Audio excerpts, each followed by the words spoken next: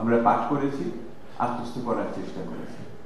সেহেতু এই পুরো প্রক্রিয়াটা আপনারা, এইটাকে আপনাদের কাছে আমি জোর দিয়ে এত সময় নিয়ে বলছি এই জন্য, যদি এই প্রক্রিয়াটা আমরা না বুঝি তাহলে এই দলিলের কিন্তু বৈধতার জায়গাটা আপনারা ধরতে অসুবিধা হবে। কারণ এটা পেশাদারিত্ব দিক থেকে যেমন উঁচু মানের আমরা করার চেষ্টা করেছি, আমরা জানি যে এটা বেরোনোর সাথে সাথে বিভিন্ন জন আপনারা সহ প্রশ্ন করা শুরু করবেন, এটা এরকম কেন, এটা ওরকম কেন, ওই তথ্য নাই কেন, এই সমস্ত প্রশ্নের সম্মুখীন হওয়ার জন্য আমরা প্রস্তুত।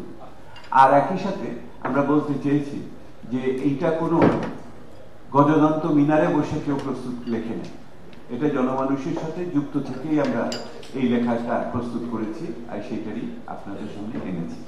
আপনারা দেখেছেন যে এইটার মূলত যে 23টি পরিচ্ছদ এখানে আছে, সেই 23টি পরিচ্ছদের ভিতরে এবং আমার ভূমিকা সহ আরেকটু আছে,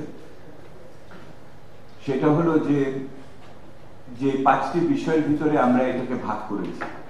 প্রথম ভাগ হয়েছে সামষ্টিক অর্থনীতির উপর, দ্বিতীয় ভাগ আছে বিভিন্ন খাতওয়ারি আলোচনা, তৃতীয় ভাগ আছে কাঠামোগত বিভিন্ন বিষয়াদি এটার ভিতরে আছে, তারপরে আছে মানব সম্পদ এবং সুরক্ষা ইত্যাদি বিষয় ওখানে আছে।